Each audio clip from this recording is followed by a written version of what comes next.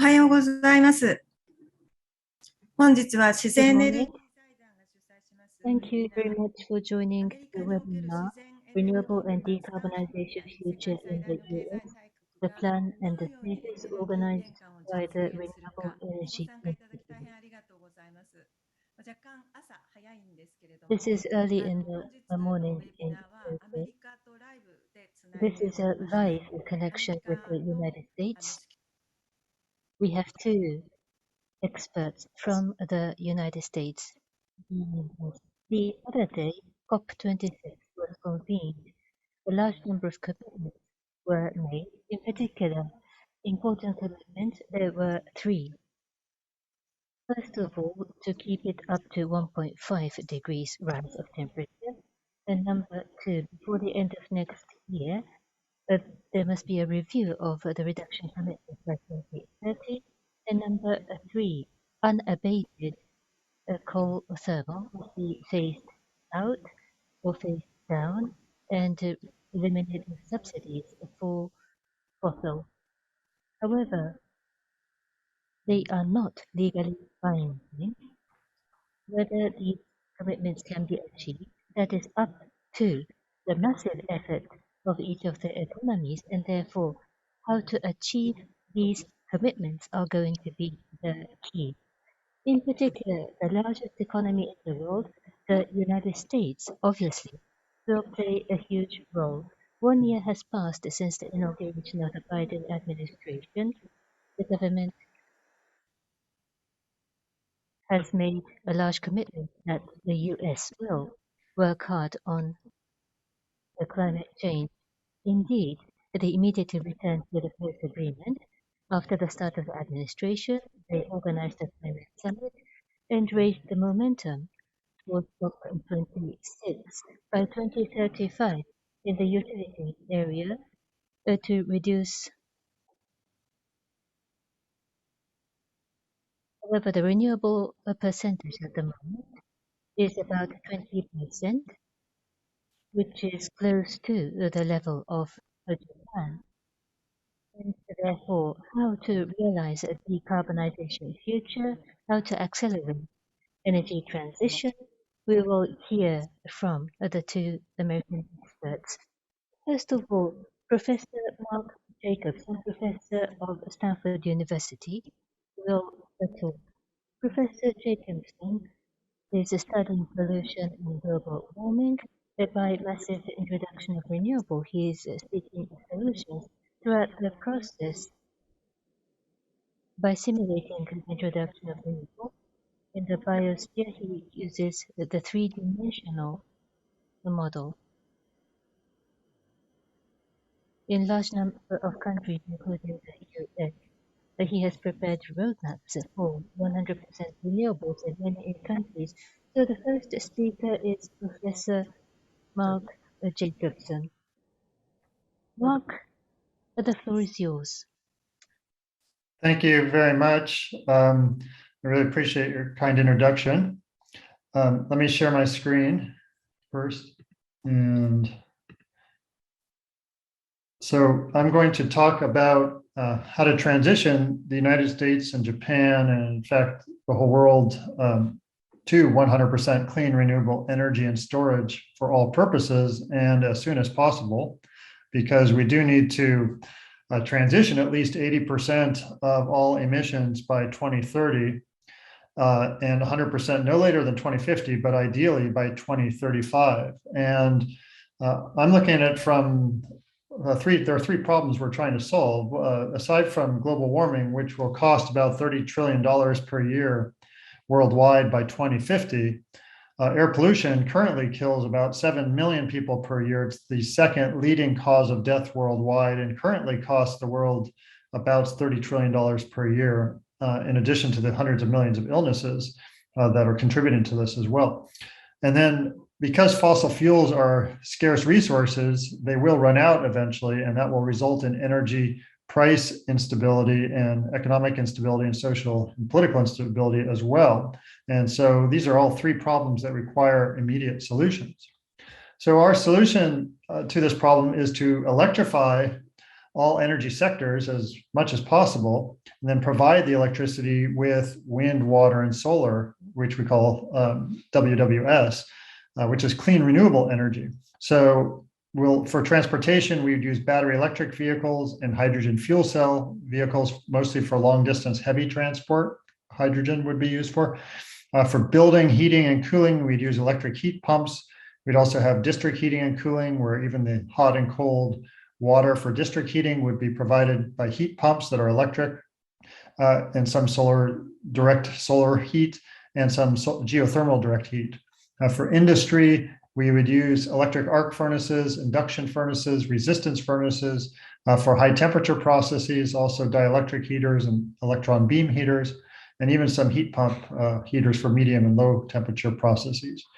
And then we'd provide the electricity in all cases with onshore and offshore wind, solar photovoltaics on rooftops and in power plants, concentrated solar, geothermal, and hydroelectric, and small amounts of tidal and wave power.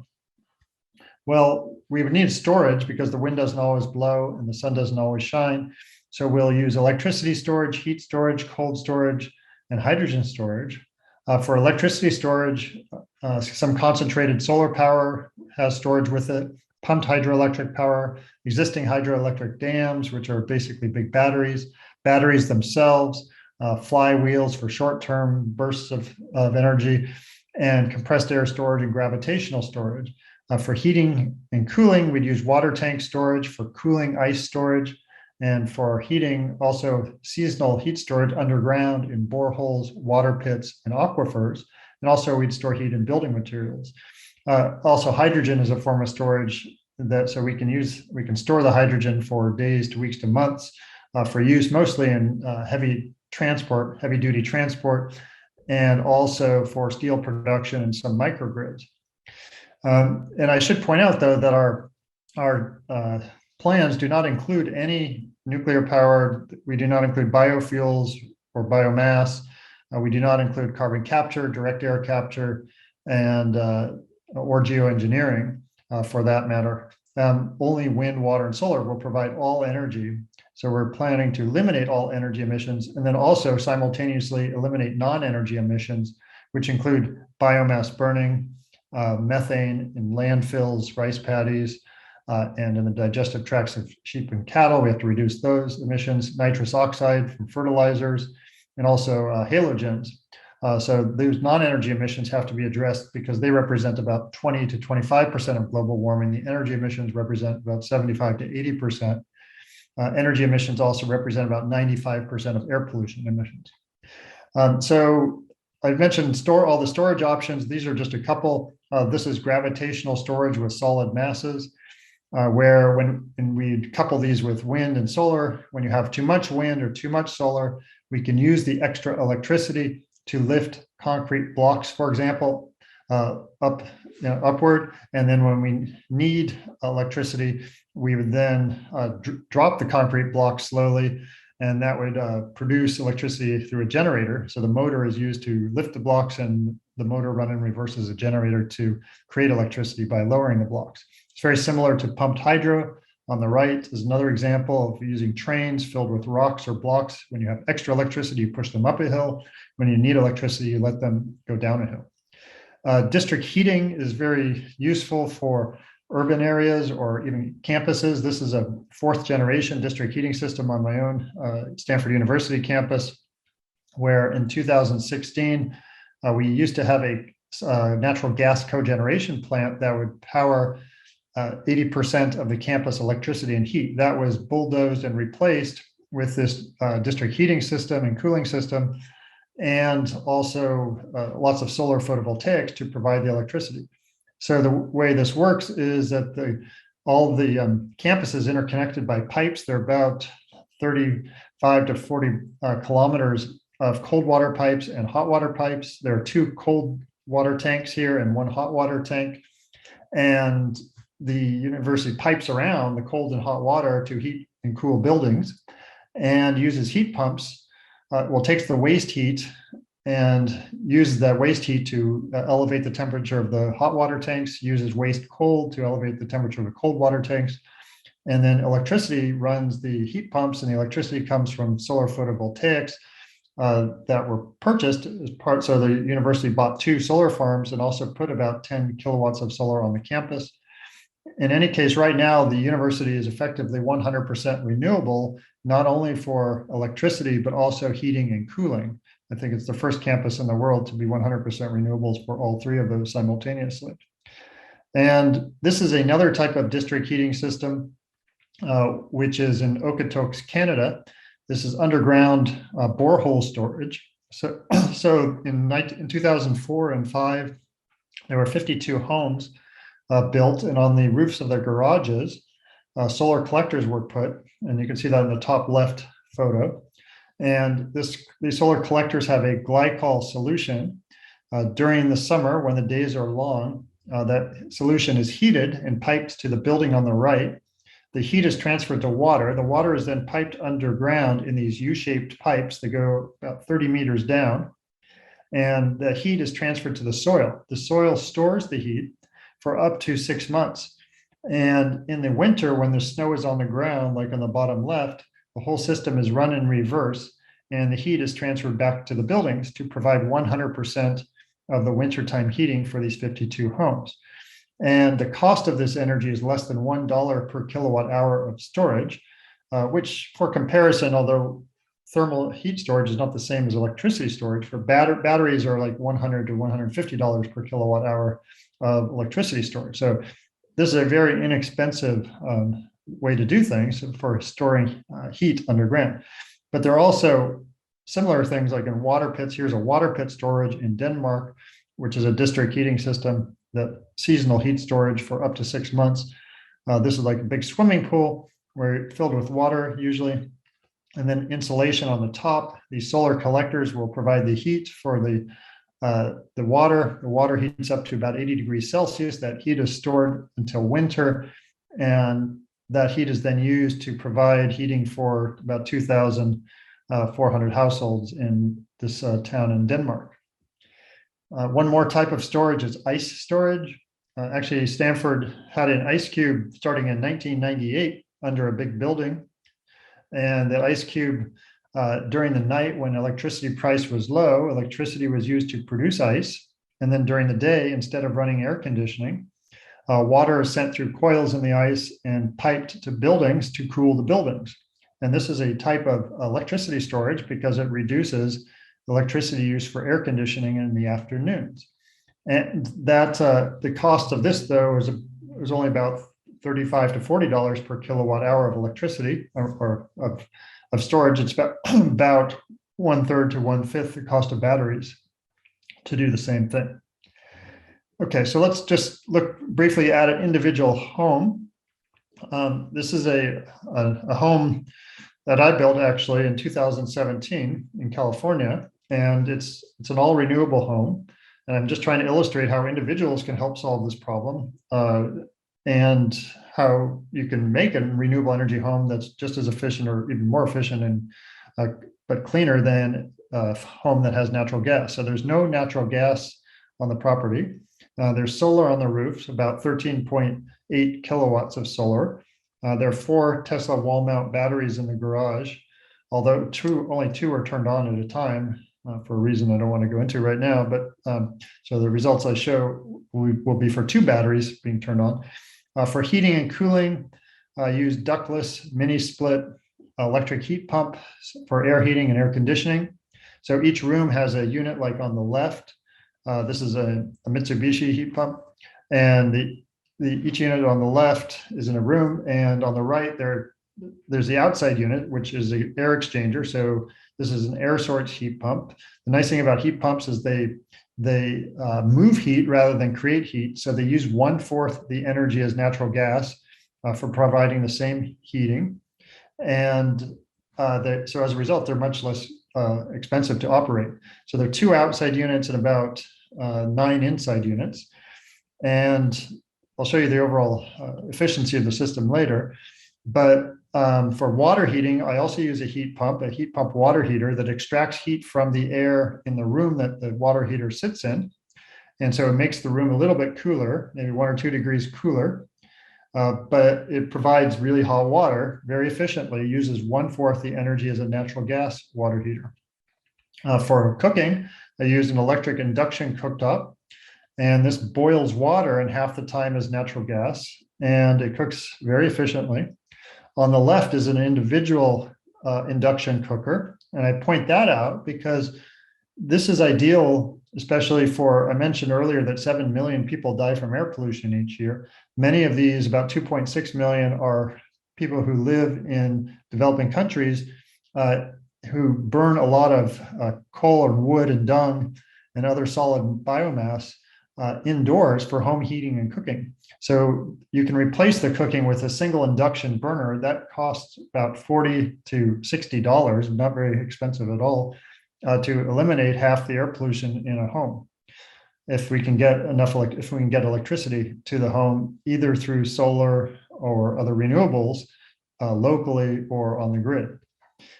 Just to summarize 4 years of energy use in my home, with the solar, I generated 120% of all home and vehicle energy use. I have 2 electric vehicles I didn't mention. And I had no electric bill, no natural gas bill or gasoline bill in 4 years. Instead, because of the extra electricity, which I sold back to the utility, which is a community choice aggregation utility, CCA, I was able to receive $800 per year from the CCA for the extra electricity. But I also avoided a gas hookup fee that would have cost about $6,000. And I show a range here for typical households of $3,000 to $8,000. Gas pipes, I saved another $10,000. And then the electric bill, the gas bill, the vehicle fuel bills, those are typical amounts people pay each year. So you save up front, plus you save yearly by not putting gas in your home. There's no reason to have both natural gas and gasoline in a home. The payback time with subsidies offered by the federal government and state government is about 5 years. Without subsidy, it's about 10 years. However, the photovoltaics are warranted for about 25 years. So it's definitely a no-lose situation. I just want to point out that the benefit of having batteries, this is the hottest day of the year on September 6, 2020. And this is a day where there were blackouts in the state of California. But you can see in my home that I'm actually producing more electricity than I'm using on this day of a blackout and maintaining a perfect indoor temperature. So my indoor temperature I'm maintaining at 77 degrees Fahrenheit, which is pretty perfect considering it's 106 degrees Fahrenheit outside.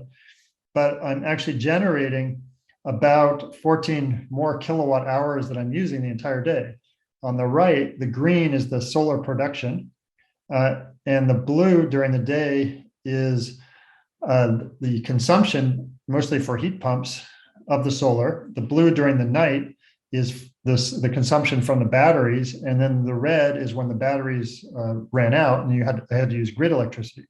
But overall, I generated more than I used, and I sent the rest back to the grid. And so if everybody did this, there would definitely be no blackouts on the grid, because it's just so much more efficient to use heat pumps, for example, than to use other types of air conditioning.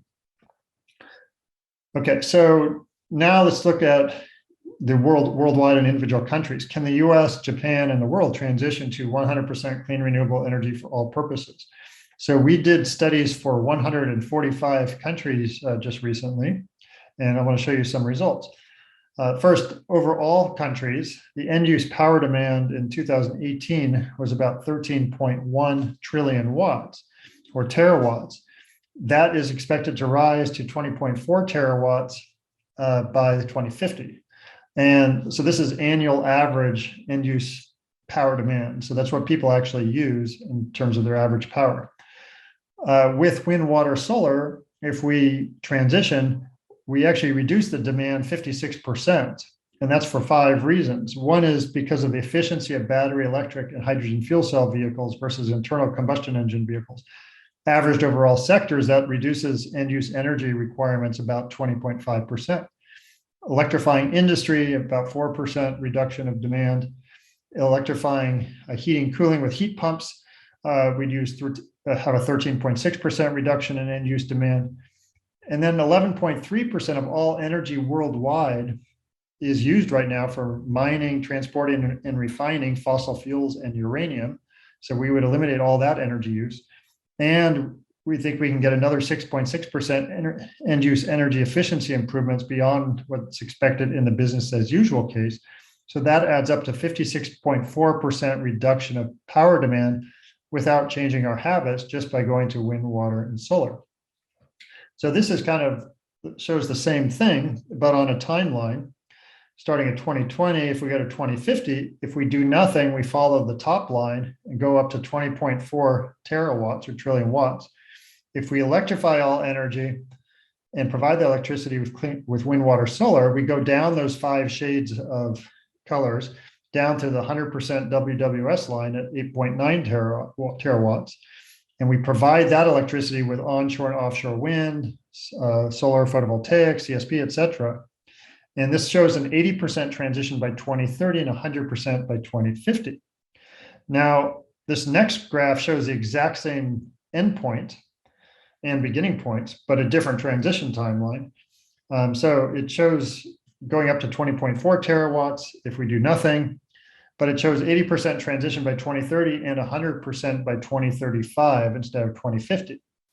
So those are two options here. I mean, there are obviously infinite number of other options, but we think that we want to transition as fast as possible, and we believe we can. We have 95% of the technologies right now to do a transition, and so we do think it is possible technically and economically to transition everything by 2035.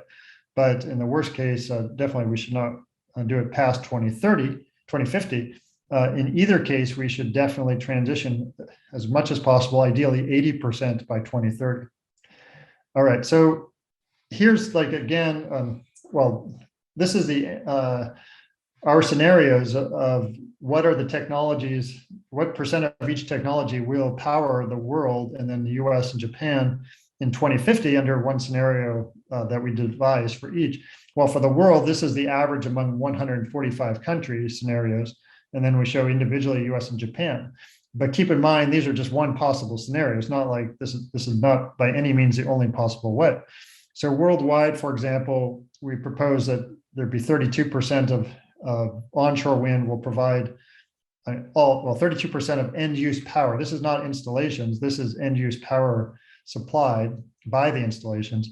32% will be onshore wind, 13% offshore, 16% roof PV, and 30% utility PV, 2.7% CSP, 0.73 geothermal, 4.9 hydro, etc.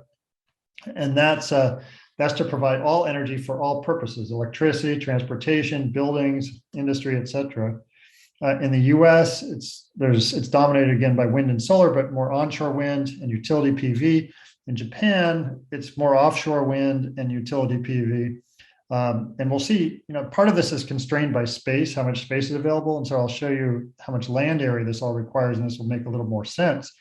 But again, we could have, for example, in Japan, we could have more onshore wind, or we could have more rooftop PV. Reason there's more utility PV than rooftop PV is simply cost. It's much cheaper to have utility PV than rooftop PV, even though there's so many rooftops available. This does not discourage rooftop PV. Definitely, if the cost comes down, that you will shift to more rooftop PV in both the case of the US and Japan. But so here's the land requirements. For all 145 countries, it's 0.53% of world land area, it's 0.53% of the 145 country land area. And because there's no new land for offshore wind, for tidal or wave power, there's no new hydro, and rooftop PV does not count as new land. So it's just geothermal, which is very small, and utility PV plus CSP, which is the footprint, and onshore wind, which is basically open space between wind turbines that can be used for multiple purposes, even putting PV on. So anyway, 0.53% for 145 countries. In the US is about 1.2%, Japan 1.4%. So you can see if we add a lot more onshore wind in Japan, that's going to start increasing the land area requirements quite rapidly. Now in the US, this compares to the fossil fuel industry takes up 1.3% of US land area right now. And so this is a reduction of land area compared with the fossil fuel infrastructure. Now, we also did grid stability analyses. In fact, the grid stability analyses, the results of those were shown in the last few graphs. But this shows the actual stability analyses, where we keep the grid stable every 30 seconds for 2 years in all the regions of the world that we examined. We broke the 145 countries into 24 world regions, and Japan was its own region, the US was its own region, and we did grid stability studies for each region. And here are results, for example, for Japan, showing that, like on the top graph, it shows hourly here for 2 full years. Sorry, this is for 3 full years, matching supply with demand and storage every hour for 3 full years. And on the bottom shows a 100-day period during those years. So we match demand and supply exactly. Now, you might ask, well, is it good to just have a country isolated or to interconnect? Well, in the case of Japan, it's probably because you don't have neighbors that are like on a border land neighbors. So you'd have to go underwater to connect to another country. But in some places like in Europe, it's actually more efficient to connect countries that are right next to each other. So for example, Norway alone, the cost of their plan is $10.8 billion. Denmark alone, $11 billion. So a total of $21.8 billion if each country is powered on its own with its own wind, water, solar. However, if you interconnect Norway and Denmark, that cost drops 21% just by interconnecting, because you can get hydropower from Norway, can go to Denmark, and that makes it cheaper for Denmark, for example. But okay, so let's look at the cost of energy in all these world regions and the upfront cost. Worldwide, it's 8.5 US cents per kilowatt hour for the electricity. The capital cost is 61.5 trillion. So that's the worldwide cost effectively of the Green New Deal. And when I say worldwide, those 145 countries represent 99.7% of all world emissions. For the US, the cost is about 8.7 cents a kilowatt hour upfront, about 6.7 trillion. China, 13.1 trillion upfront. Japan is about 1.15 trillion upfront, 8.9 cents a kilowatt hour. But what's really relevant is the annual cost. The annual cost of business as usual fuels, and this is worldwide again, is $17.8 trillion per year in 2050. Right now, it's about 11 trillion. That's going to go up to 17.8 trillion per year. But the health cost is 33.6 trillion. Climate cost will be 31.8 trillion. So the total social cost, which is the sum of those three, is $83 trillion per year in 2050 for business as usual. But we eliminate health and climate costs by going to wind, water, solar, and we reduce energy costs by 63%, from 17.8 trillion per year to 6.6 trillion per year. Most of that, about 57% of that 63%, is due to the reduction of energy use, and the rest is due to the reduction in the cost per unit energy. So we have a total of 63% reduction in energy costs, 92% reduction in the social cost of energy due to going to wind, water, solar worldwide. For the US, it's similar, 66% reduction in energy costs, 88% reduction in social costs. For Japan, it's similar, 58% reduction in energy costs and 89% reduction in social cost per year. Now, just a bit about policy, then I'll wrap up. So in 2009, we developed a plan for transitioning kind of the world, although we didn't look at individual countries. It was just a worldwide analysis of, well, is it technically and economically possible to transition by 2030 to 100% wind, water, solar, looking at several metrics. And the conclusion was, yes, it's technically and economically possible, but social and political barriers will probably make it difficult to transition by 2030 completely, but maybe by 2050 with at least 80% by 2030 might be more practical. Little did we realize at the time that this would be the scientific basis for the Green New Deal in the US, which was a policy goal to go to 100% renewables for the country by 2030, and with just renewables. Now, since then, 61 countries have committed to 100% renewable electricity, and these are listed here, mostly smaller countries, but there's some bigger ones. Only one country, Denmark, has committed to 100% renewables in all energy sectors. This is just electricity. And keep in mind, electricity is only 20% of end-use energy.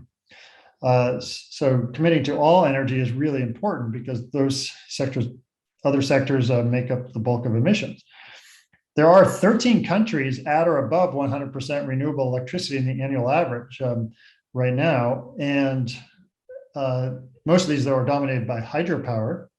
And they're listed here. I don't have time to go through them all, but there are two, Scotland and Kenya, that are dominated not by hydro, Scotland by wind and Kenya by geothermal. So that's a good sign. There are, in the United States, 15 states that have laws or executive orders to go to 100% renewable electricity, or up to 100% renewable electricity. One by 2030, Rhode Island, Washington, D.C. by 2032. And you can see the rest that are either by 2040, 45, or 50. There are 180 cities in the United States that have also committed to 100% renewable electricity, and several hundred more worldwide, and including most of the big cities in the US have committed to 100% renewables. There are over 340 international companies that have committed, and these are really driving a transition because they are buying solar and wind farms to power a lot of their data centers and operations. These companies include 8 of the 10 biggest companies in the world listed in blue there. And then, so my point is that there is a lot of policy action at the state and local level and in a lot of small countries to transition to 100% renewables. And there is actually some action on the ground, and it's happening in some places, but a lot more needs to be done, obviously. But to summarize this study, we found that 28 million, we would create 28 million more long-term full-time jobs than lost worldwide, including we were talking about Japan here, so that's not relevant. But in Japan and the US, in the US, there's about 4 million extra long-term full-time jobs. We would require, on a worldwide scale, about 0.17% of the land for footprint, 0.36% for spacing. We would avoid 7 million air pollution deaths per year by transitioning. We'd slow, then reverse global warming. We think we can keep the grid stable throughout the world. And the absolute energy costs are 63% lower, and the social costs are about 92% lower worldwide with the transition. So with that, I just have some links in case you're interested in more information. There's a textbook. There are individual roadmaps for all the states in the US and countries of the world, and other types of infographic maps. Also, I have a lot of information I post on Twitter that's up to date. So with that, I will stop and look forward to answering questions later.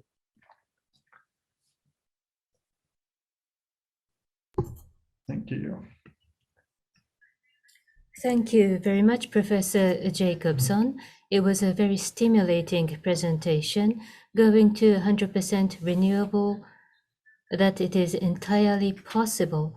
Thank you for the message. Technically and economically, it is possible by 2030, but because of policy and political barriers, in reality, it will be by 2050, but 80% possible by 2030, and Japan is no exception.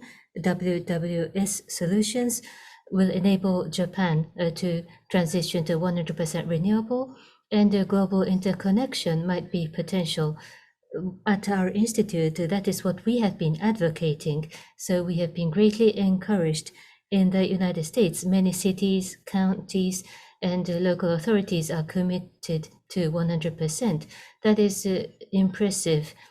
In Japan, there are some campuses trying to go to 100%, but thank you for the Stanford University successful example. Our next speaker is from Climate Imperative, Mr. Bruce Nilles. Climate Imperative, in order to avoid the worst possible scenario, a rapid and appropriate scale of CO2 emission reduction is considered, and it is an innovative project. Mr. Bruce Nilles. In fact, so far, at the Sierra Club, Beyond Coal campaign is what he has been working on, and coal thermal, to replace them, he has been active, the organization active across the country. And in fact, coal thermal are being retired because of their effort, and based on science, advocacies are provided. Bruce, the floor is yours.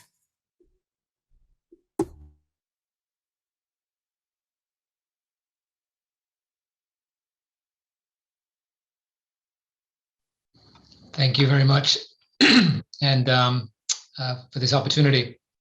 I will spend the next about 25-30 minutes sharing with you the experience here in the United States about our transition away from fossil fuels, the progress we're making, and the steps we're taking to meet 100% clean electricity by 2035. So let's start with the first slide, just to share where the United States is in terms of the progress we've been making over the last couple of decades. Next slide, please.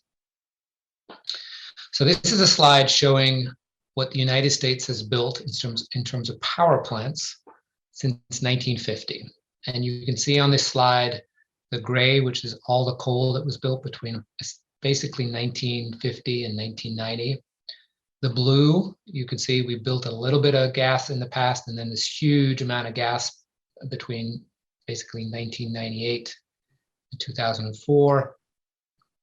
The yellow is a mix of hydro and renewables, most of which is, hydro and nuclear, which is mostly nuclear.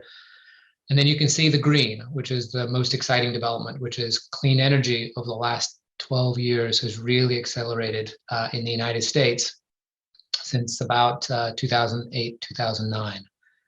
The other major trend you see in this slide is below the graph is everything that is retiring. And you can see gray, which is the coal plants, and then the yellow, which is the nuclear power plants that have been coming offline. So this is the history of the United States over basically the last 70 years. We built a lot of coal, nukes, and gas in the past, and now it is primarily transitioning to clean electricity, primarily wind and solar. Next slide.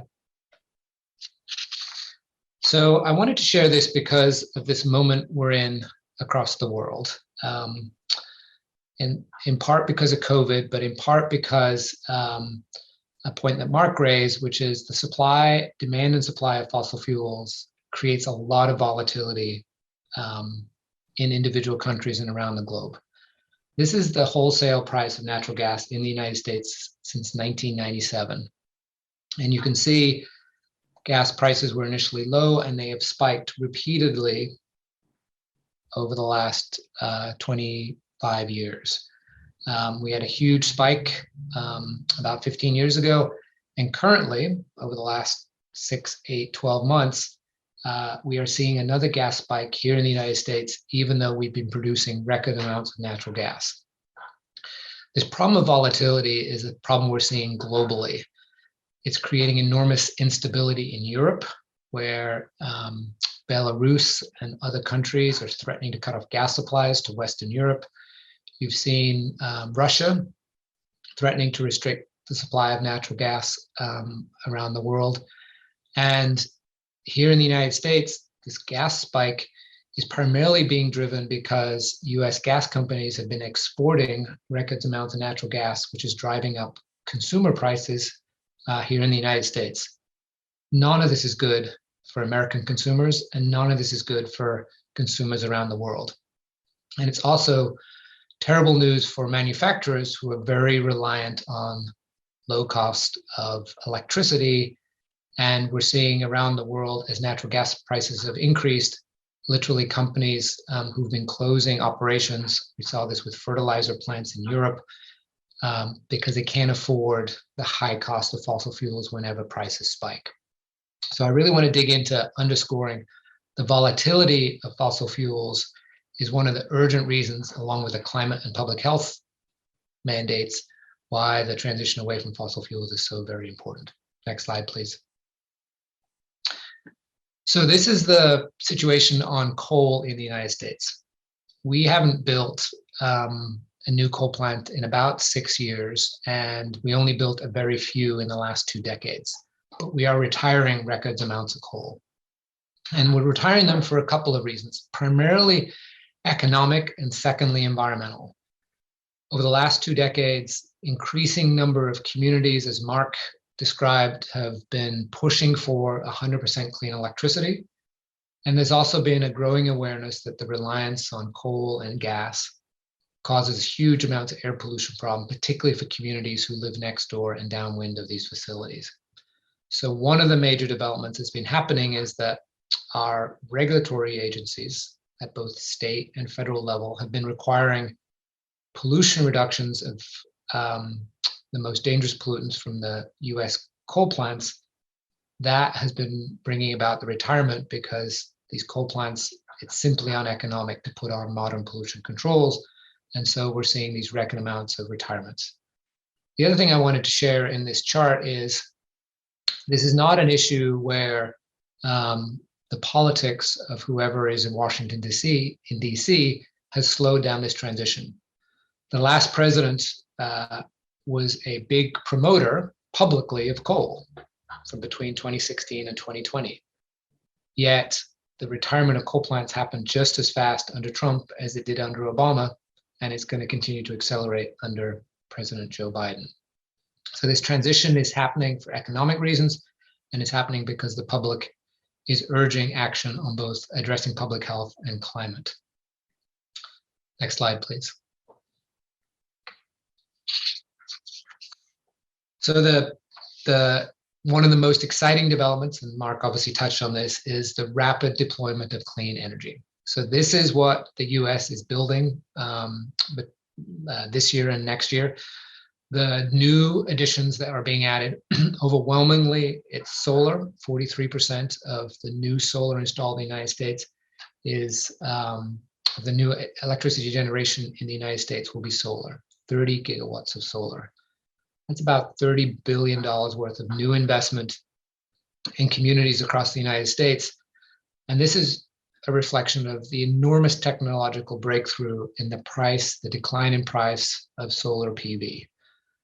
10 years ago, solar was among the most expensive options available. Today, it is uniformly across the world the cheapest option in most every market.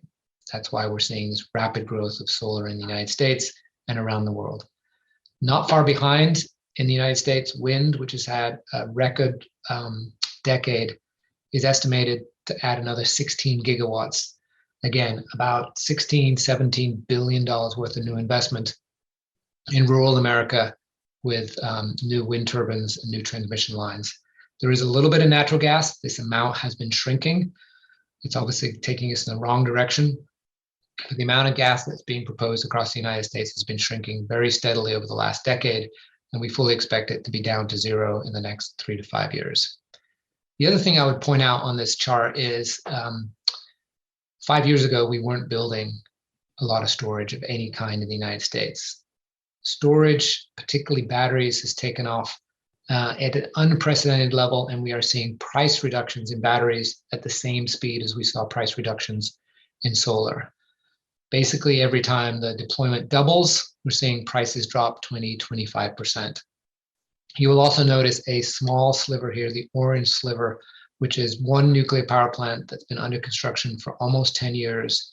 It's way over budget, way past delayed, but that likely comes up, finally will come online sometime in the next 2 years. There are no other projects like this being proposed. It is a holdover from when nuclear proponents were able to make the case in one state that they thought it was going to be cheaper, but this is the only nuclear power plant currently under construction in the United States, and we fully expect it will likely be the last. So the good news is the way we're on track to get to 100% is this huge build out of wind and solar and the record deployment of batteries across the United States. Next slide. I want to share with you the evolution of coal production. The US has the largest coal reserves in the world. And between 1950 and 2000, it was how we powered this country. We steadily increased the amount of coal we were burning. During the oil embargo in the 1970s, we basically made it illegal to use oil and gas for power production, and we built an enormous amount of new coal. Those coal plants, as I showed you in the first slide, are now increasingly getting old and are very dirty. And as coal power plants have been retiring, coal use is now at the lowest level it has been since 1965. And you can see a rapid decline that is on its way to zero over the next 8 to 10 years. So this is, again, US coal production. We export a little bit of coal, about 5–10%, but most of this coal is the coal that we use domestically, and that is falling very, very quickly. Next slide. So how does this all add up? This is US power sector, electricity sector emissions since 2005. Back in 2005, coal produced about 52% of our electricity mix. Gas was about 20, hydro and nuclear were about, nuclear was about 20, and then hydro made up the rest. Since then, carbon emissions, largely as a result of coal plants retiring, are now about half of what they were 15 years ago. This represents the single largest reduction in carbon emissions in any sector, in any country in the world, over a gigaton of carbon reductions since 2005. And you can see that the United States is on a trajectory to be carbon-free, if you draw a straight line, as soon as 2035. Now, why is this important? Because President Joe Biden, when he was running for the White House, was the very first US politician at the national level, running for national office, who was willing to commit the United States to 100% clean electricity by 2035. This was a remarkably bold statement, inspired by the low cost of clean energy, inspired by the remarkable economic benefits of investing in clean energy, but also recognizing it's the trajectory the United States is on, between the local action at the city level, the action at the state level, the action by American businesses. The United States is well on track to get to 100% clean electricity by 2035, as well as an 80% reduction to be carbon-free a short 8 years from now. So this is the US's current trajectory, and again, on track to cut emissions full 2.5 gigatons by 2035. So let me fill in a little, how are we going to close this last gap? Because it's important, and this is where there's enormous opportunity, we think, for partnership with Japan and other countries that are wrestling with exactly the same issues. Next slide, please. So local action, Mark touched on this, is so important. So underscoring, here in the United States, we have a growing number of states and territories that have committed to 100% clean electricity. These are big powerhouses like California and New York, as well as a lot of our smaller states and territories, including Hawaii, DC, and Puerto Rico. This is where we're seeing the most important developments in terms of the right kind of policy, the right kind of grid improvements, the deployment of clean energy at scale, to really showcase that 100% clean electricity is possible. So a lot of state action and development at the local level is really helping shine the path or shine the light on how we get to 100% clean electricity. Next slide. So one of the underpinnings that helped create the momentum for Joe Biden to make a commitment to 100% clean electricity by 2035 was this report from a little over a year ago, right before the election. This was a report by the University of California, building on a whole bunch of work, including Mark's work, that looked at what would it take to get to 90% clean electricity by 2035, and can you get there with existing technologies? And I'll touch on how to get to 100% in a minute. So can you go back one slide? Thank you. And the goal here was a research project to really demonstrate that 100% was possible, starting with 90% that was reliable, cost-effective, without adding any new coal or any new gas fossil fuel plants. So this report was really the one of the key pieces to help create the national conversation around we can do this and cut our fossil fuel use dramatically. Next slide.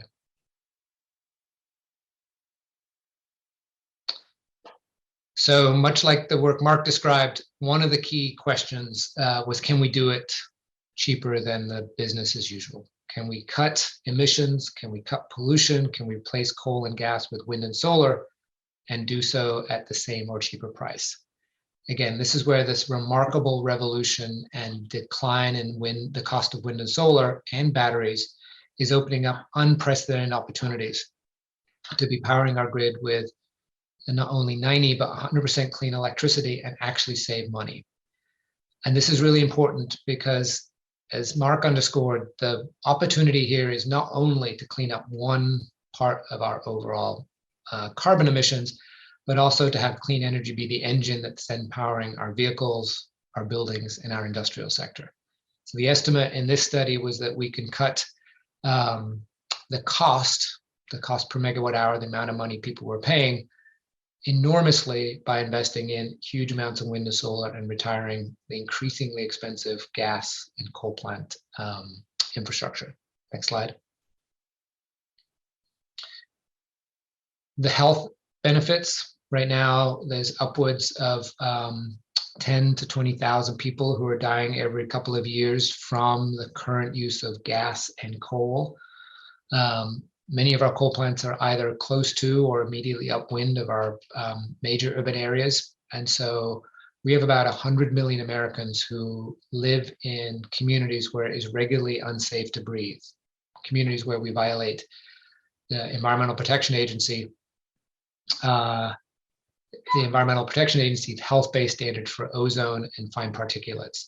So this health cost is something that is increasingly driving attention, driving awareness, and driving the change.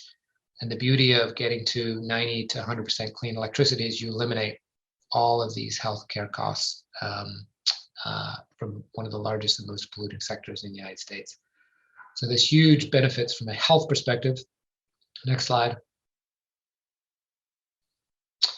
So here are some of the key critical components of getting to 100% clean electricity by 2035. Obviously, all the existing coal plants. We used to have 530 coal plants in the United States. We have about 180 currently without retirement dates. Those remaining 180 coal plants need to be offline over the next 8 years. So coal, which is also not only dirty and our most expensive resource today, it is also ill-suited to be operating along with wind and solar because it's inflexible. You typically do not want to ramp or cycle coal-fired power plants. It takes enormous wear and tear on the system. So coal has to be the first thing to go over the next 5 to 8 years.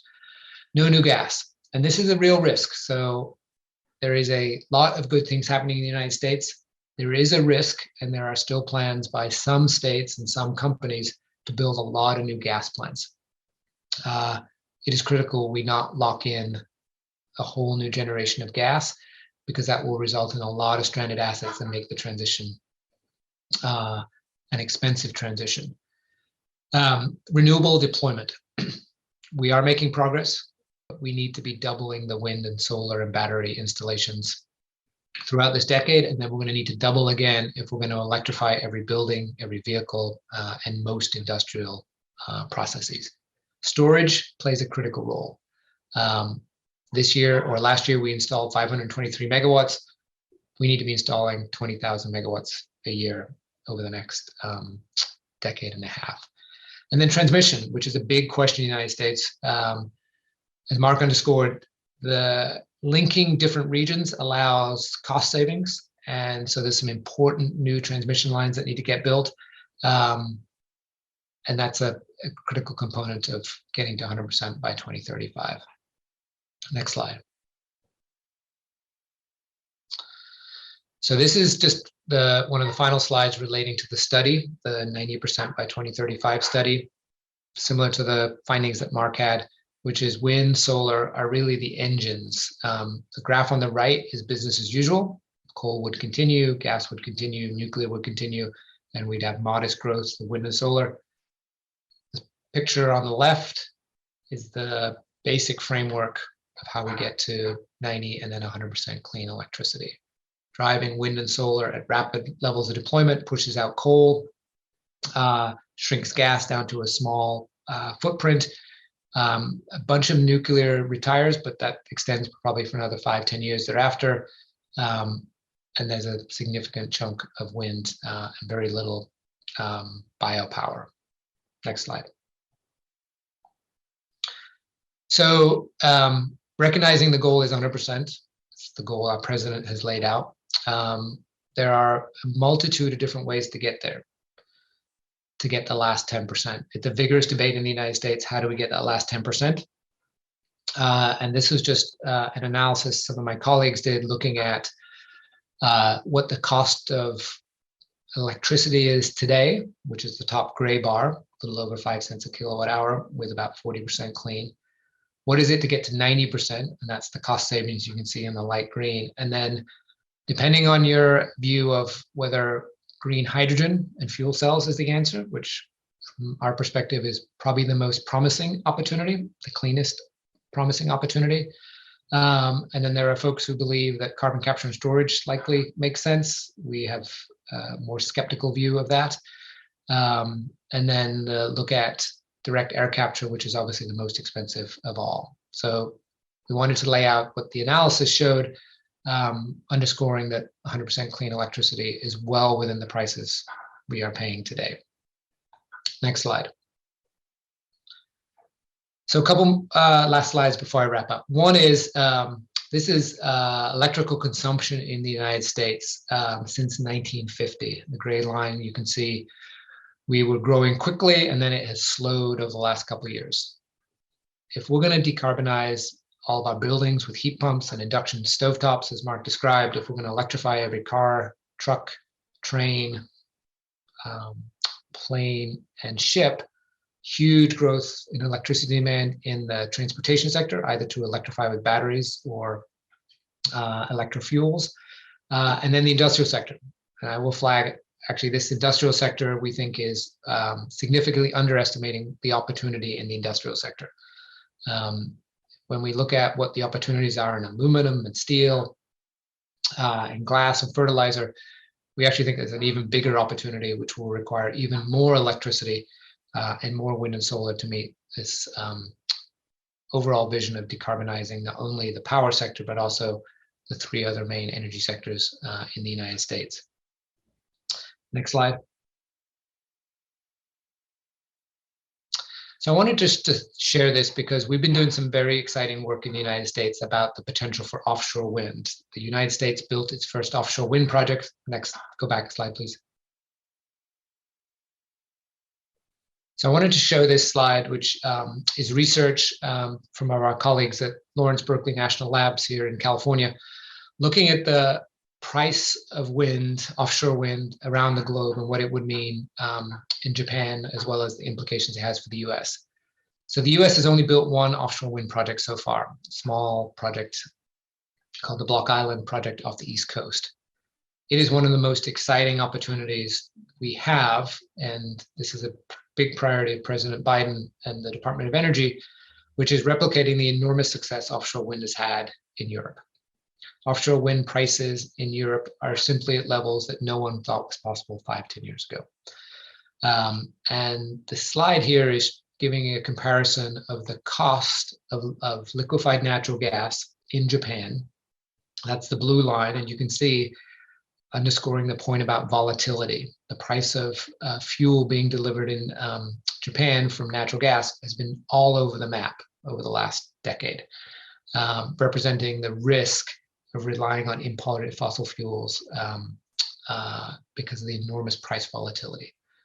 The green bar is the new research out of LBNL, Lawrence Berkeley National Labs, looking at what the price of offshore wind is based on the costs we're seeing coming out in Europe, particularly Scotland, but also other parts of Northwest Europe, where the price is literally getting very close to what we were seeing for onshore wind even 5 years ago, literally between 4 and 8 cents a kilowatt hour. So The opportunity in Japan, just like the US, and one of the many areas we see as potential partnership is the US is gearing up for a major expansion of offshore wind. President Biden has green-lighted 4 projects just in the last 6 months. We expect another, and he's committed to 30 gigawatts of offshore wind over the next 8 years. We think the potential is probably 10 times the amount, as much as 300 gigawatts over the next 10 to 15 years. And we're going to need all that electricity for our vehicles and our buildings and our industrial sector. And so one opportunity is thinking about the partnership opportunities, because there's both the offshore wind that is fixed on the seabed, and then there's the opportunity on the West Coast, which also has application in Japan, is the opportunity with floating buoys, floating turbines on the West Coast. That looks the most promising. So I wanted to share this as one of the areas where we see some enormous opportunity for collaboration. And then the last slide, just to wrap this all up. Thank you. So this moment in our history around the world, we're seeing the enormous costs of having countries depending on fossil fuels, particularly countries that import a lot of fossil fuels like Japan. We're seeing this in Western Europe, where the Russians, Belarus, and others are literally using fossil fuels as a weapon, as a geopolitical weapon that threatens large parts of the world. In the United States, the fact that the US is now exporting more natural gas than ever in our history is coming at enormous risk to our citizens, particularly low-income residents and US manufacturers. One of our very large industrial consumer organizations has been urging the Biden administration to restrict the export of natural gas out of the US because the huge cost it's having on jobs here in the United States. All underscoring the sooner we phase out of fossil fuels in every country, the sooner we eliminate that huge volatility risk. Second point, and this was really underscored by the UN Secretary General, if we're going to have any chance of meeting our climate goals, we simply can't be building any new coal or gas plants anywhere in the world. So there's a clear line that is urgent. There are currently 46 countries around the world that are proposing to build new coal plants. Those plans need to be replaced with transition plans for clean electricity instead.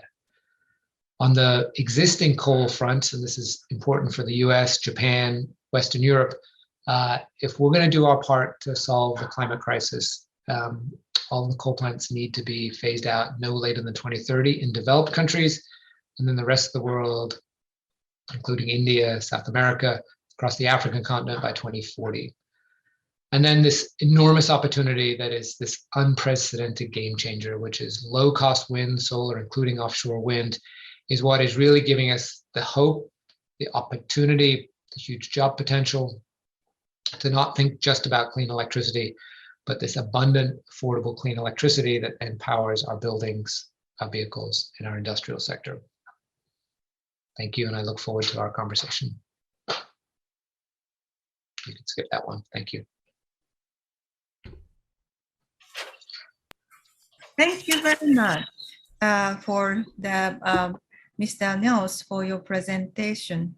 ありがとうございました。お話しいただいた、アメリカでは天然ガスの低が起こっているということ。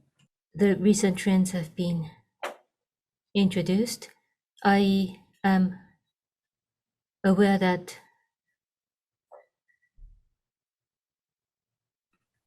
I had some technical problem. So Mark also told us that renewable expansion are committed, and out of the planned plants, 80% are by renewable, and 100% renewable are committed by many local government authorities, and therefore, by no mistake, clean energy will expand in the United States. Those are shown by the two speakers. In Japan, rather than cost volatile fossil fuel, Japan can also go to 100% renewable by expanding offshore wind. Now we will go into the discussions And Teruyuki Ohno, our executive director, will also join the discussion. So I will invite Mr. Ohno first of all for the initial comments. What are the implications for Japan? What are the lessons for Japan after the two presentations? And then I would like to ask questions to the US experts. Ohno-san. Thank you. After the Biden administration started by 2035, the US power generation, that emission will go to zero. How to realize that? I was thinking about that. But listening to the two presentations using wind and solar by Renewable, I understand that in many ways, in many simulations, the US has a clear pathway. I would like to offer my comments as a food for thoughts, materials for discussion, including talking about Japan. At our institute, on the 26th of November, we organized a symposium where I delivered a speech. So for those of you who have joined us on November 26th, you would be bored, but please allow me to repeat what I mentioned on that occasion. At the moment, as of 2020, the electricity consumption across the world and the ratio of renewable, it is the largest in Europe, like Germany, 48%, close to half of their electricity is by renewable, and the UK, 43% is renewable. In contrast, Japan and the US, only 20% electricity is renewable, and therefore Europe is ahead. Japan and the US, the ratio of electricity renewable is only half. In Japan, according to what the government say, that the reason that Japan is lagging behind is geographical and climatic or natural conditions. The government tends to say it is because of Japan's geographical properties, but I do not agree. In the last 20 years, the policies in Japan have been lagging behind, or Japan was going in the wrong direction. By the way, 20 years ago, in 2000, across the world, the energy, 48% is renewable in Germany, but that was only 6.9% in 2000. And the UK, 43% renewable, it was only 3.4% renewable in 2000. Back in 2000 in Japan, 10.3% was already renewable, and UK, 8.8%, close to 9% was renewable back in 2000. So by 2000, it was very different. Compared to Germany and the UK, US and Japan's renewable share were double, but now it has turned around. I think that was a problem because of Japan's policy. And then what is important going forward is by 2030 or 2050, the correct selection must be made in terms of policies. And therefore, looking at Japan's current policy, I must say we have to be concerned. First of all, by 2030, according to the new Japanese plan, the energy mix, the government decided as of October, there are problems. For example, coal thermal, by 2030, still 19% is the plan of the Japanese government. As Bruce discussed, by 2030, advanced economies are expected to phase out. Despite that global commitment, Japan says 90% of power will still come from coal by 2030. The second problem, nuclear, 20 to 22%, says the central government of Japan. In order to decarbonize, how to use nuclear, of course, different countries have different positions, but in the case of Japan, not agree or disagree with nuclear, but considering the reality, I don't think it is realistic to provide 20% nuclear. I think even the politicians agree that this is unrealistic, but still the central government continues to talk about a very impractical and unrealistic plan to use nuclear. This is a huge problem. The third problem, after all, the goal of expanding renewables. Yes, Japan has expanded, but still it's less than 40%. It's like 36 to 38% of renewable is the goal of Japan. So Those are my concerns regarding Japan's goal by 2030. And then by 2050, the government of Japan, what vision does Japan have? As was mentioned today, and I already mentioned on November 26th, but across the world, in terms of electricity production, 80% or 90% can be provided by renewable. And I think this is becoming almost the standard. But the government of Japan, although it is not an official commitment, the government of Japan is considering that renewable power plant, that should be about 50 to 60% by 2050. The ratio of renewable for power production, 50 to 60%, capped at 50 to 60%. Then, what more can Japan do? This is the characteristic. The government of Japan says zero emission thermal will account for 30% or 40% of power generation, they say. What the government of Japan means is it is CCS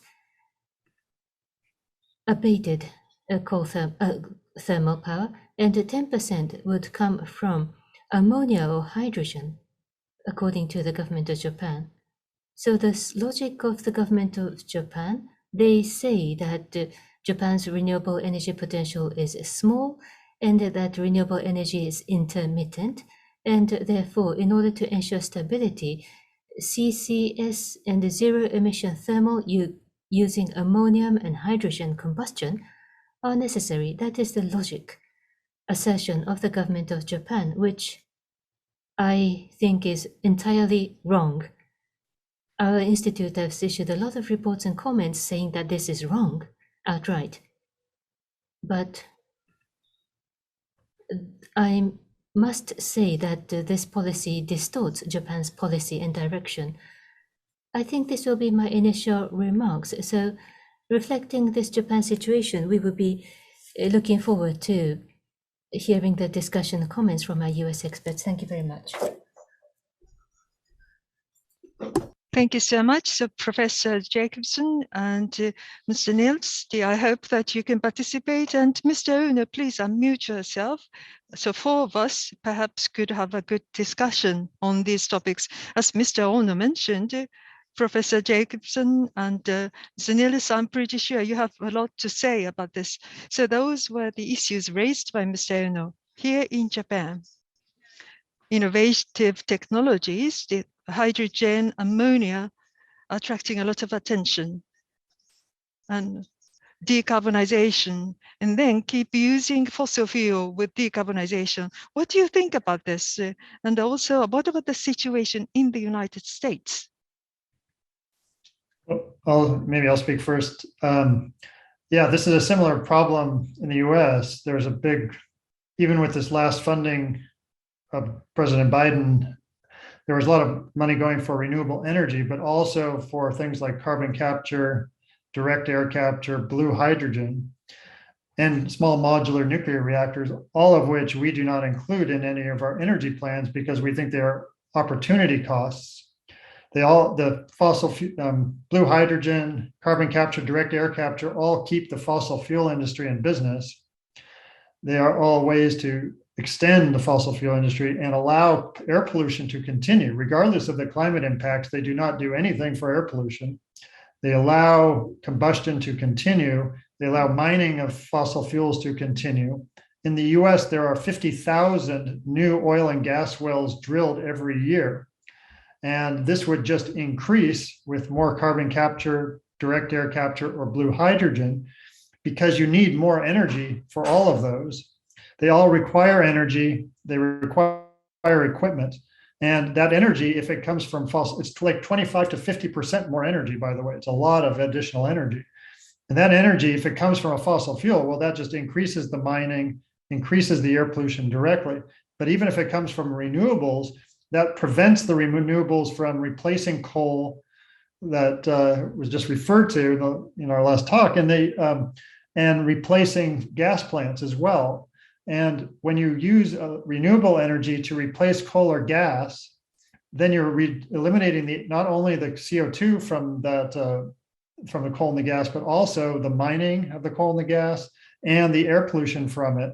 Whereas if you use that energy just to run even direct air capture or carbon capture, all you're doing is taking some CO2 out without reducing any air pollution or mining. So the social cost is on the order of 5 to 10 times higher for using renewable energy for carbon capture or direct air capture rather than using it to replace coal or gas. And so we do not include that at all, and it's just a bad idea. And it doesn't help the planet, because I'll point out one more thing. Most CO2 that is captured today in the United States is used for one thing, which is to enhance oil recovery. It's piped to an oil field to get more oil out of the ground. 40% of the CO2 in that process goes right back to the air. So only 60% is actually sequestered, but then you have more oil, and so more oil is burned, and that eliminates even the benefit of the amount that's sequestered. So then we did an analysis of a carbon capture plant. There was only one coal plant with carbon capture in the US ever to date. That was in Texas, the Texas Parish plant. And they built a natural gas plant just to run the carbon capture equipment for the coal plant. And when you account for all the emissions from that, only 11% of the CO2 was captured over a 20-year time frame, not 90%. It was 11%. And of that, 40% went back to the air because it was used for enhanced oil recovery. The whole thing is something that we do not support at all. And we think it's just sending the wrong message to people, because people believe that carbon capture is beneficial. It's not beneficial for anything based on any of the studies that we've seen. So this is something that we really need to avoid, and just stick with things that we know work, which are clean, renewable energy, not to eliminate combustion. And while I'm at it, I'm sorry to take up so much time, but while I'm at it, just mention about small modular reactors. They don't even exist at any commercial scale and are not proposed to exist for at least till 2030. We need to solve 80% of the problem by 2030. And we need to solve 80% of the problem by 2030, and we can't spend a lot of money on a technology that won't even be available until then. It just makes no sense whatsoever. And we have no proof that it's any better than the current nuclear reactors, which are 5 times the cost of new wind or solar, and take on the order of 15 to 20 years between planning and operation. The construction time is on the order of 10 to 12 years, but there's a planning to operation time, which is actually 15 to 20 years. And in liberalized markets, that's what it is. And even in China, where they're building a lot of reactors, it's still on the order of 10 to 15 years between planning and operation of nuclear plants. So it just makes no sense from a climate point of view to put money into that technology. I think the only thing I would add is the sort of experience we had with carbon capture and storage in the United States was a huge project in Mississippi called the Kemper IGCC plant. And this was supposed to be by one of our largest utilities with a lot of federal money. It was supposed to be the shining example of carbon capture and storage working in the United States. It was supposed to cost $2 billion. It ended up costing $8 billion. And it never worked. And 2 months ago, they demolished all of the carbon capture equipment and conceded the whole thing was a complete failure. And this was the largest engineering companies in the United States, the largest utilities in the States, with an enormous amount of incentives from the federal government. And it was a complete economic disaster. So what we have found is if you ask utilities to be responsible for that carbon pollution, none of them will ever again propose CCS. So one of the recommendations I might suggest in Japan is utilities will often say, we'll do something if you pay for it.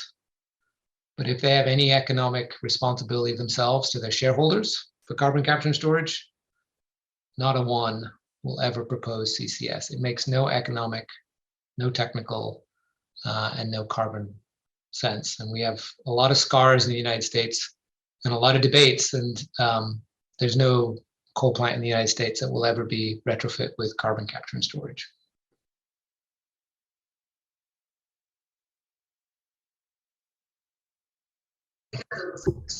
Thank you very much. Numbers were impressive, statistics were impressive. What we are here in Japan, according to IEA, with using CCS, 10% will be leaked, but 90% will just be leaked into the air, for example, or $8 billion was spent for the CCS plant in Mississippi that was demolished. That is the actual experience in the United States. At Japan, it is only at a research level, and the sequester, we don't have the land mass. So Japan is talking about exporting to Asia because we don't have the space in our country. But it's like the next nuclear catastrophe in Japan. When the catastrophe occurs in Japan, no one is going to take responsibility and no one is going to compensate. As Mr. Ohno mentioned about hydrogen ammonia that the central government is saying, in the case of ammonia, by using renewable and produce ammonia, but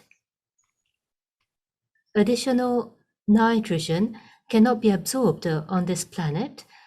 We know that there are problems with ammonia. Mr. Ohno, any comments about CCS and ammonia? We are always introducing the limits, restrictions, problems on our website. But once again, listening to Professor Jacobson and Bruce, I am encouraged to hear that according to the experience of the US, you have failed, and is Japan trying to repeat the same failure of the US? How absurd. Another point, in Japan, we might have the impression that we have overcome air pollution. Mr. Ohno is an expert of air pollution, but once again, this is still a problem. Our institute will remind everybody and ourselves about the pollution problem. Let me move on to the new question. Professor Jacobson, you talked about, well, by 2030, technically, economically, 100% renewable energy is doable, but politics-wise, practically, it should do, it's 2050, but by 2030, 80% clean energy can be achieved. So specifically, what are the barriers in policies? Well, what kind of policies should be implemented to accelerate 100% renewable energy? So to both of you, any reaction on this, please? Yes, good question. Well, I think what is working the most are what we call renewable portfolio standards, where, especially in electricity, where you have different percentages of renewables that must be implemented by certain dates, so that you can have 80% by 2030 and 100% by 2035 or so. But you can extend that to other sectors like transportation as well, to have 80% of all vehicles must be electric or hydrogen fuel cell by 2030, for example. Same thing with industry or buildings. There are now many laws in California. I think there are 40 states that have banned natural gas in new construction homes. In fact, in Menlo Park, which is nearby me, they're actually requiring people to remove natural gas from existing homes. There's actually a municipal standard. So having command and control policies such as renewables portfolio standards that required transitions by certain dates, I think that is the most effective. I'm a little bit wary of carbon taxes because, carbon tax, a company can pay the tax and still pollute, or they can do fuzzy accounting and still pollute because of the accounting, especially when you talk about carbon capture. They make all sorts of claims of how much carbon is being sequestered, but there's really no proof of it. And the only way you can guarantee you will not have emissions is to get rid of the smokestacks and the tailpipes and get rid of combustion altogether and go to an electrified economy where there are no tailpipes or smokestacks. That's the only way we can guarantee we will not have emissions.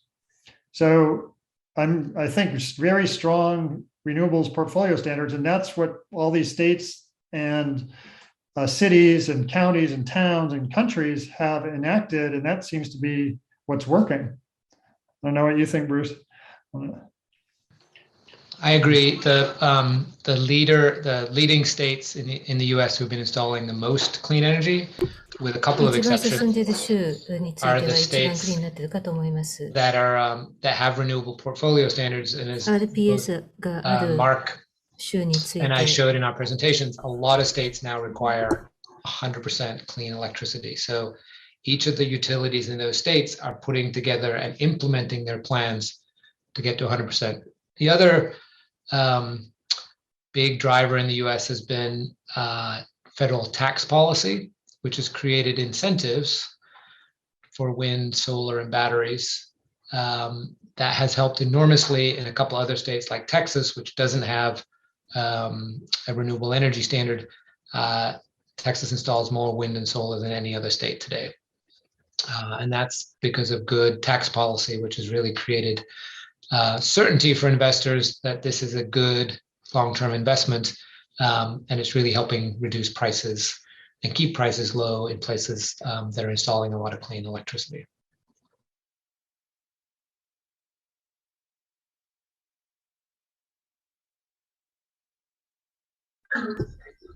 Thank you very much. What Professor Jacobson mentioned, apologies that some translation was missing, the RPS Renewable Portfolio Standard. By introduction of RPS at a high rate like 80% or 100%, the utilities are incentivized. In fact, back in 2004 in Japan, RPS was introduced. There was a huge debate whether RPS is good or whether the feed-in tariff. It was a huge battle from the latter 1990s through 2000, and RPS was elected in Japan, but the target was very low. The large utilities were vertically integrated.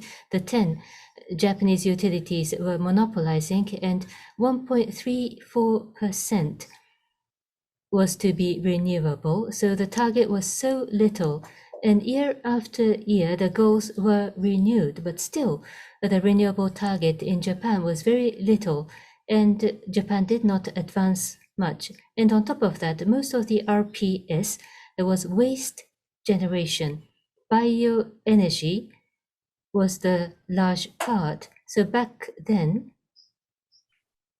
the wind did not grow as much as expected.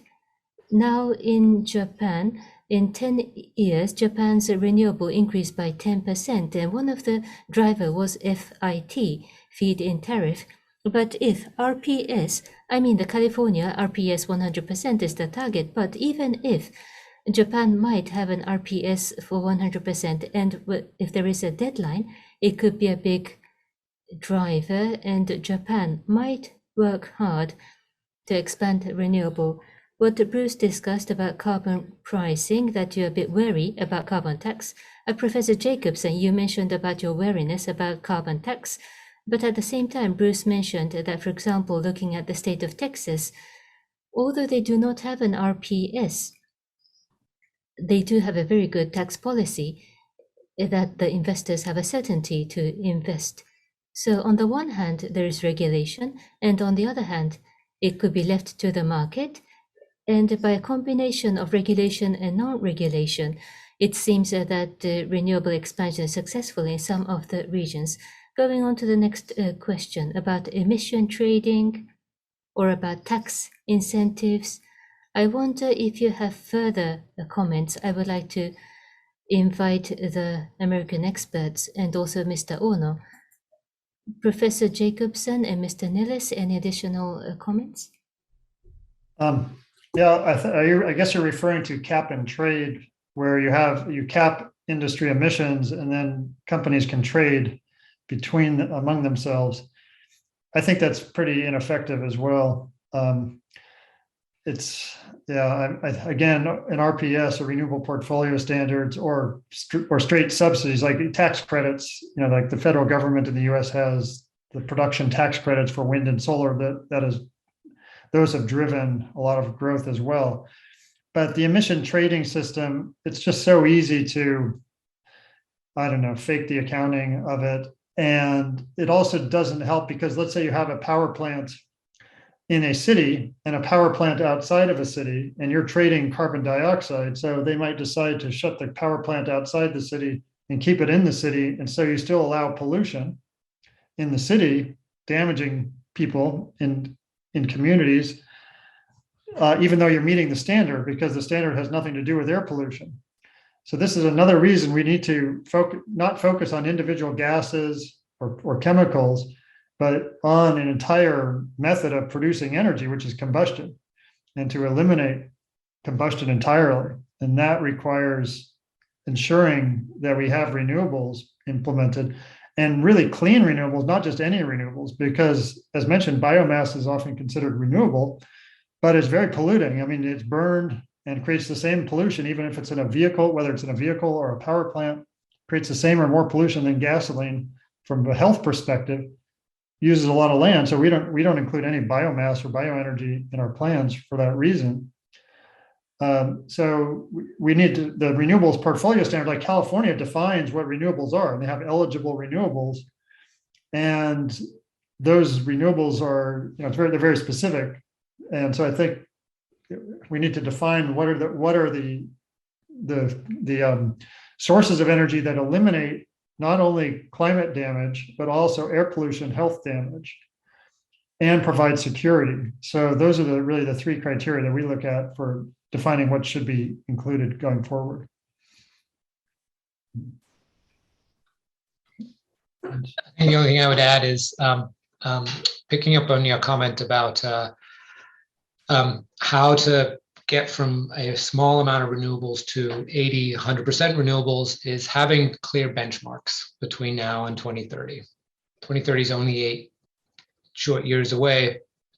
And if developed countries like the US, like Japan, are going to phase out all their coal plants and be at around 80% clean electricity, there's some very important benchmarks every year that can help really guide investors, utilities, the public, to make sure that everything's on track. So I think the other piece I would underscore is the importance of clear benchmarks, that every 2 to 3 years, if not every year, there's clear progress to meeting the ambitious goal that we need to align with our climate targets.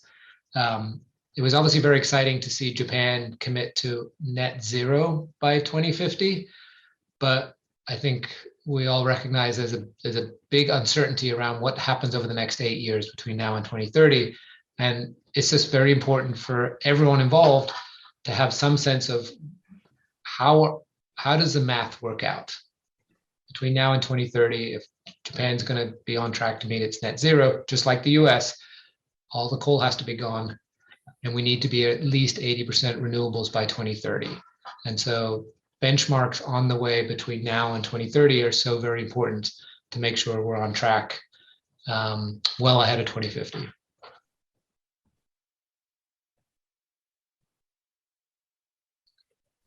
Thank you so much. Mr. Ohno, any comment?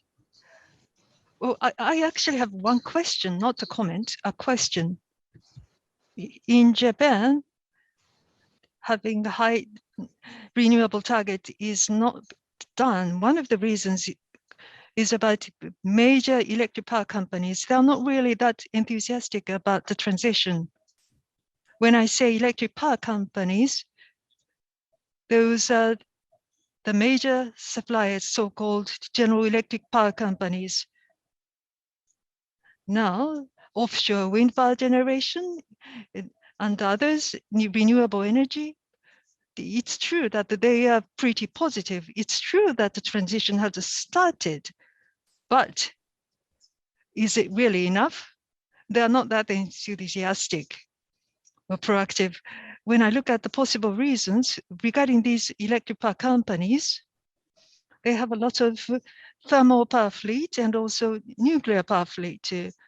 And with the renewables, if they say they are going to achieve 80%, 90% clean energy, then their assets, thermal power generation and nuclear power assets, their values might be lost in their mind. So my question, in the case of the United States, It's state governments, 100% clean energy. There are several states that have that 100% clean energy objective. What kind of a conversation have they had with electric power companies, utilities?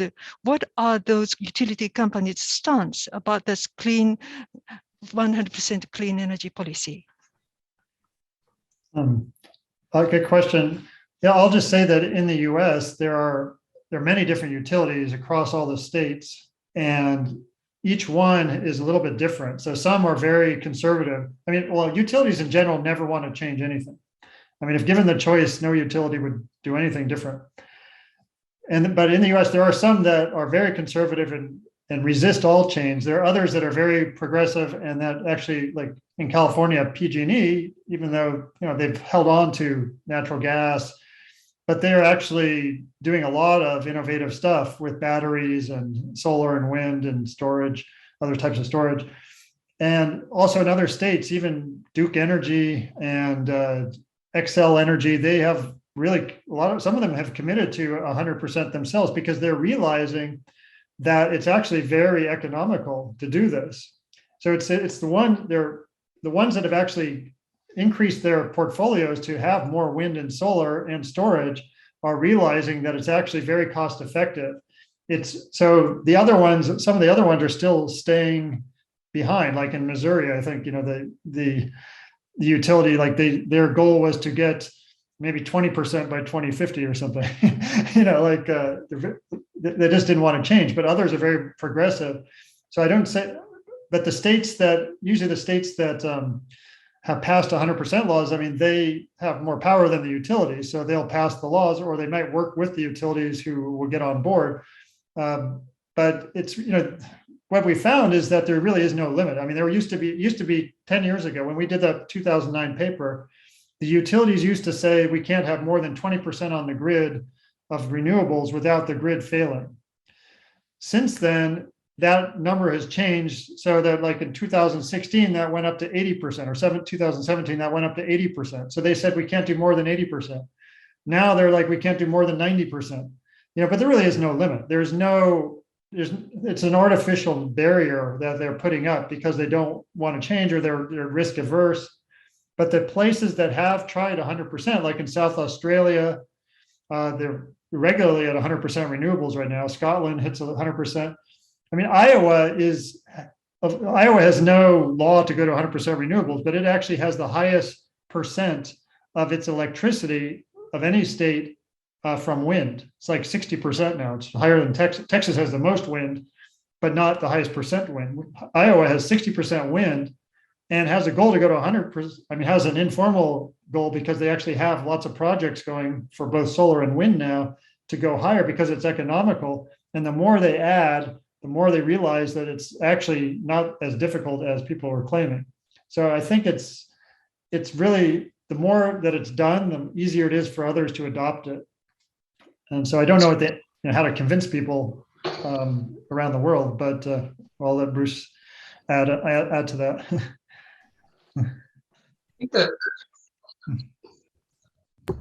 So Bruce, as was introduced, when you were with Sierra Club, the Japanese campaign, about 100 coal plant was retired because of your impact. You are legendary in that. So can you tell us about that experience, your fight against the Japanese coal? I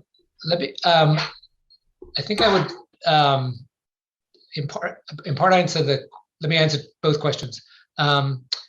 So between now and the end of this decade, by 2030, the US will have retired all of its coal, and Europe will have retired all of its coal. And the discussion in Europe is already talking about, okay, so the electricity sector is on its path to 100% clean. We have vehicles which are going to zero emissions with batteries. What about industrial and products? And so Europe is beginning to think about restrictions on the import of products containing a lot of carbon, otherwise known as a lot of coal.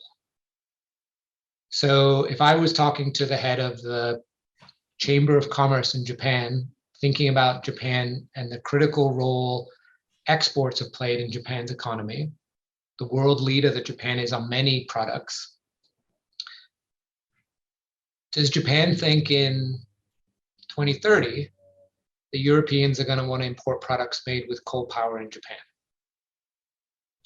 Is the US going to want to import Toyota vehicles made with coal electricity in Japan? Because California is done with coal. The US will be done with coal, and Europe will be done with coal. And there's a very important conversation coming around this global issue of products and the manufacturing of all different types of commodities. And so there's an economic imperative, I would argue, of particularly of a country like Japan, which is such an important export market. Does it really want to be one of the last countries in the world making products with coal? Or does it want to be a part of the sort of global conversation, which is products like steel and aluminum and cars and computers, when they are made with clean electricity in Europe and the US and North America, how does Japan remain competitive in that environment? So I think that is the other argument I raise with folks around the world, which is that's where we're all heading, to a world where we're burning a lot less coal and ultimately no coal. And that will have important implications on export markets around the world, because Germany, the new German government just committed to phase out coal by 2030. Germany cares a lot about exports. It's big part of its economy is exports. They are thinking a lot about how are they going to be competitive in a zero carbon market. And for the US, it's a very important signal, and I would argue the same for Japan, that we all engage with the Europeans to be thinking about products that we're shipping, not made with coal, but made with clean electricity, will become the new standard within the next decade.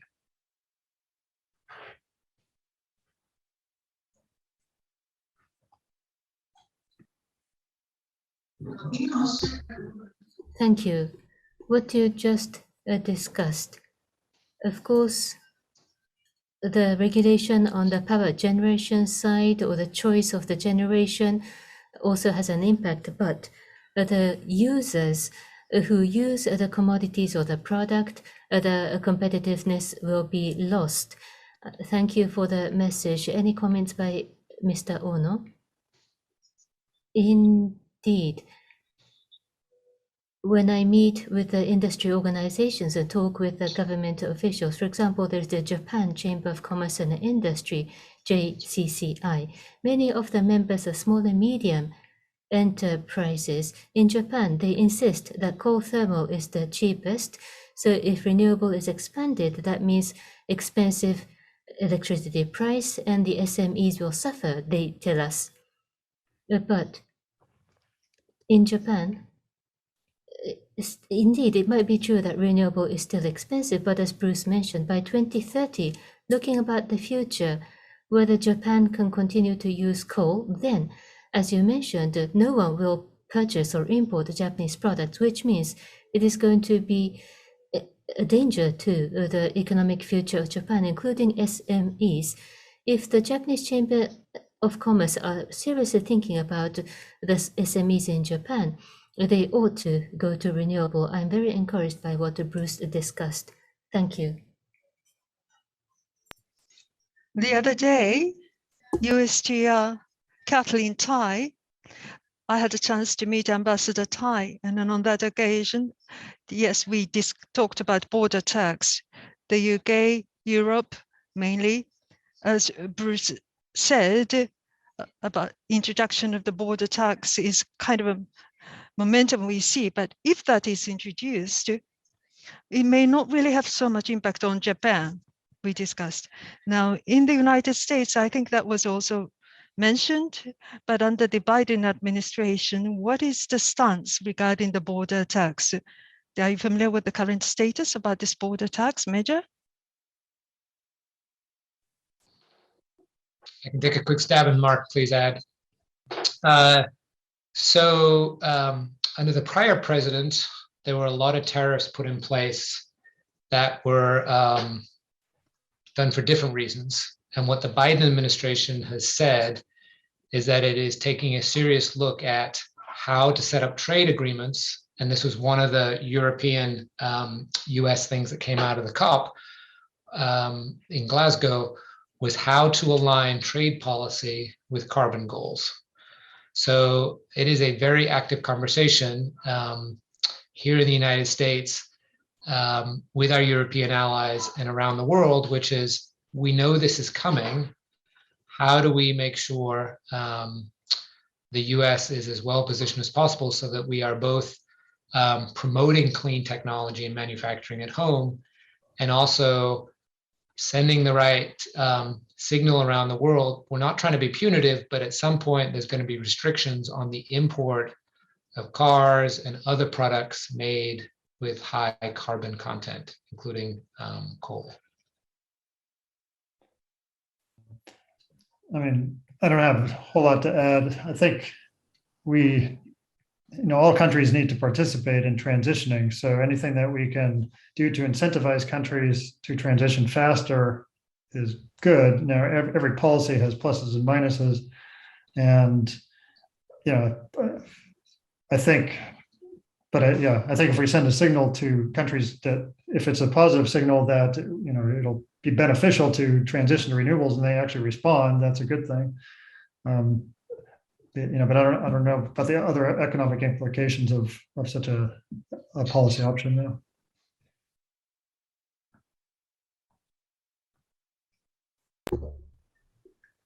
Thank you. We shall have to start thinking about the wrap up. So I think this will be the last question. Out of what you have discussed, to what direction Japan should head for, there was a lot of lessons and implication, and not only about Japan, but those are lessons for Asia and for the world. But once again, what might be your advices to Japan, how to accelerate energy transition by 2030 and to realize the goal by 2050, maybe concluding advices from the two US experts and also from Mr. Ohno, what Japan can learn from Europe and the US, maybe your concluding remarks. Well, I'll just say a couple things. Well, first, I think we really need to focus a lot on 2030 rather than 2050, and a lot by 2030. Now, not necessarily 100% by 2030, but as I mentioned before, at least 80%, that should be a goal, and 100% as soon as possible thereafter, ideally 2035, if not 2040. 2050 is really the drop dead date. The other thing is we really need to keep our eye on the ball, which is a saying, is to focus on what works, things that we know work, and not get involved in things that we know are expensive, take a long time, and continue allowing air pollution. So, I don't know, maybe everybody doesn't agree with me, but we do not include nuclear power, carbon capture, direct air capture, blue hydrogen, biofuels, biomass, and even for hydrogen that's green hydrogen, it's really for specific things, not everything. Specific things like long distance heavy transport, steel production, some microgrids for heat and electricity, but not stationary electricity storage. I mean, batteries are much more efficient for that. Not passenger vehicles. Electric vehicles are much more efficient.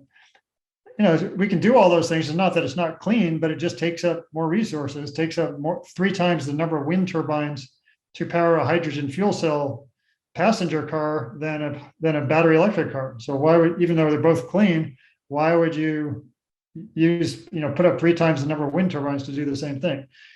So we really need to focus on what works and set specific goals to get to the endpoints, and by certain dates that have to be rapid. So the big mistake I see in the US is the end dates are pretty far away, and there's just a lot of stuff being what we call greenwashed.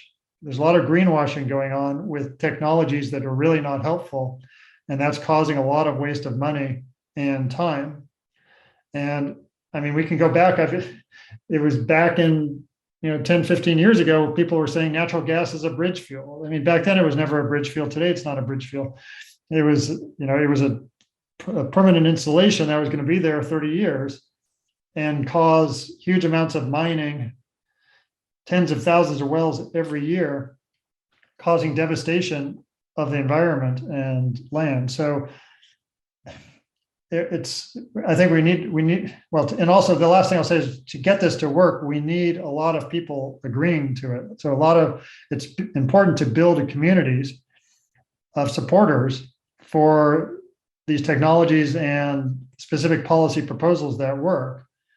Yes, the more support, grassroots support. I mean, the Sierra Club is a great example of being able to go out to cities and get grassroots support from the communities to then pass laws to get all these 180 plus cities to commit to 100%.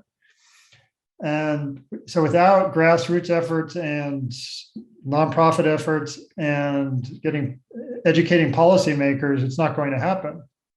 So, but it does, it requires scientists as well. So science, business community, engaging scientists, engaging community leaders. That's really to get public support and information out to large numbers of people, because it's really basically an information campaign. And it's really, most people are agreeable to it, especially if they know exactly what the facts are about the what's possible and what can be done in a certain amount of time. So I'll just stop there.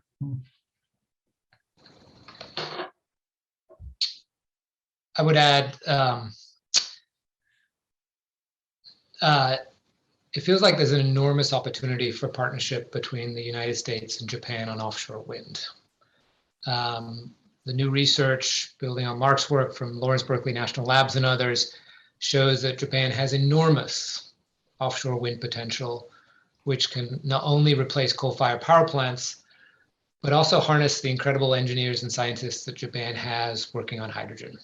So that instead of thinking about importing more fossil fuels, more expensive and volatile fossil fuels like natural gas, that Japan, in partnership with the US, could be thinking about how do we use abundant offshore wind to make green hydrogen and continue to Japan being one of the leading steel makers in the world. So I just think about the enormous technical expertise in Japan, the opportunity to partner around what does a fossil-free future look like, not just in the power sector, but also creating electrofuels, clean fuels like hydrogen that then allow the cars and all the other things made with steel to be made with clean, green hydrogen, which would be an enormous economic advantage. And it would be an enormous gift to the rest of the world who are trying to work out how to not only decarbonize the power sector, but also decarbonize steel, which is, as you know, one of the dirtiest products out there. So I think there's enormous opportunity, but it requires near-term action. It requires bold tens of gigawatts of commitment per year to offshore wind in both places. I'm excited to say from my home state of California, the state is enormously excited about being a pioneer in offshore wind. And I think it's fair to say they would welcome the opportunity to partner, as with the Biden administration, with some kind of partnership that really thinks about how do we do this together, both for our own economies, but also for the benefit of the rest of the world who are in need of low-cost renewables for a whole bunch of reasons. And so it just feels like we're in a very important moment to roll up our sleeves and get something historic done.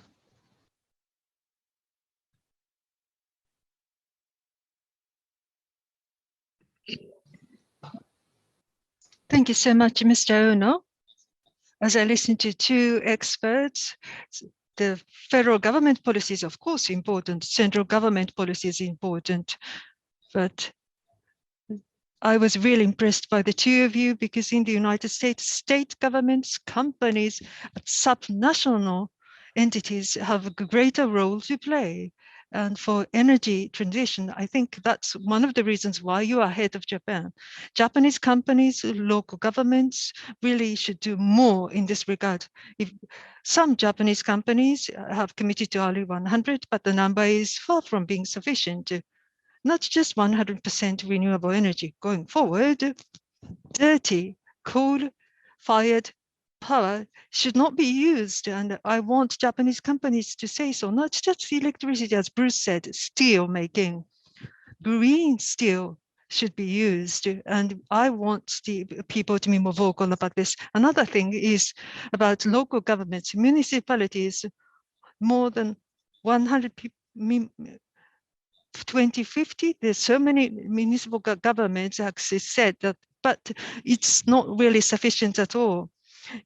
But I look at the US state governments and the Japanese prefectures governments, the authority vested in those local governments is really different. I know that I worked in the Tokyo municipal government in the United States.